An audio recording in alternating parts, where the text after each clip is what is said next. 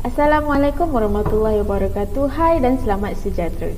Nama saya Nur Adila binti Muhammad Yasin. Nombor metrik saya adalah 2022452. Video pengucapan awam ini dilakukan untuk tujuan penilaian. Ya Allah, kopi tu nampak sedap. Roti john tu pun nampak sedap. Ada satu nak beli ni. Semua makanan nampak sedap bukan?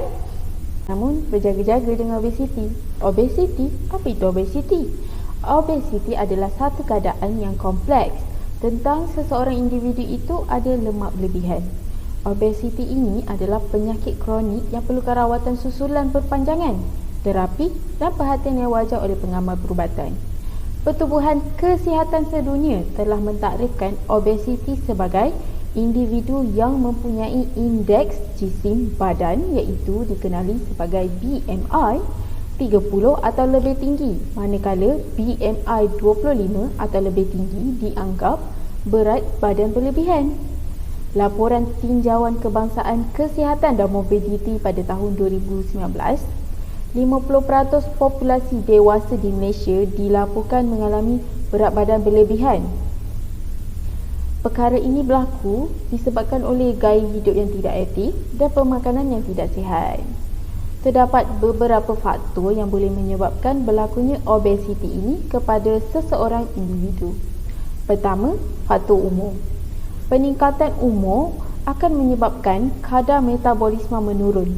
Oleh itu, kenaikan berat badan akan ketara walaupun tiada sebarang pertukaran dan penambahan di dalam tabiat pemakanan dari segi aspek jumlah, jenis dan kekerapan.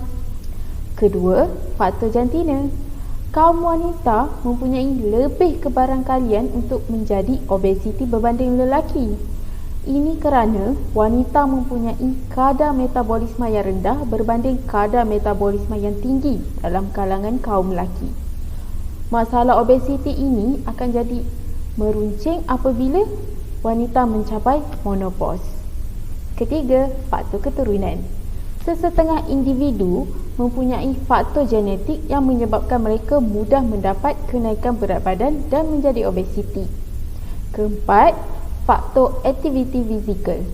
Kurang melakukan aktiviti fizikal dan tidak menjaga pemakanan adalah faktor yang sangat penting dalam peningkatan obesiti. Kelima, faktor psikologi.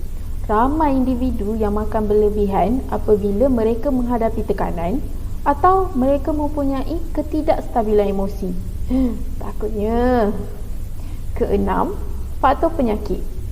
Walaupun tidak kerap, obesiti ini boleh berlaku kepada pesakit yang mempunyai penyakit hypothyroidism, kemurungan atau penyakit di bahagian otak yang menyebabkan pesakit makan berlebihan.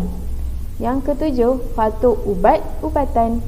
Ubat seperti steroid atau ubat untuk merawat kemurungan boleh menyumbang kepada obesiti.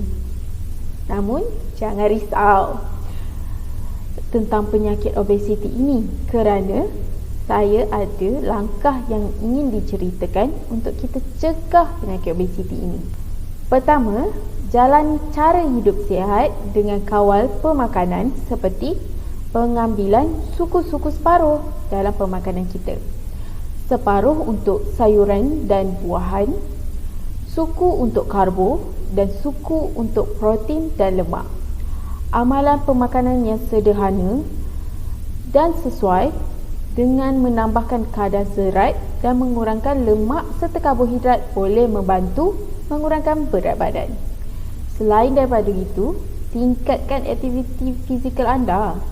Mengamalkan aktiviti fizikal sederhana dalam anggaran 60 sehingga 90 minit setiap hari boleh membantu mengurangkan BMI anda atau bagi mereka yang mengalami obesiti. Contoh permulaan aktiviti fizikal sederhana adalah jalan kaki 10,000 langkah untuk satu hari. Pengawalan makanan juga boleh dibantu dengan kaunseling daripada pegawai dietetik. Manakala bagi penambahan aktiviti fizikal memerlukan tunjuk ajar daripada pegawai pendidikan kesihatan. Namun, rawatan yang dinyatakan sebentar tadi hanya akan berjaya apabila pesakit mengubah sikap malas dan juga konsisten terhadap rawatan tersebut. Satu lagi, jangan lupa, duduk di rumah bukan alasan untuk kita tidak mengamalkan gaya hidup sihat.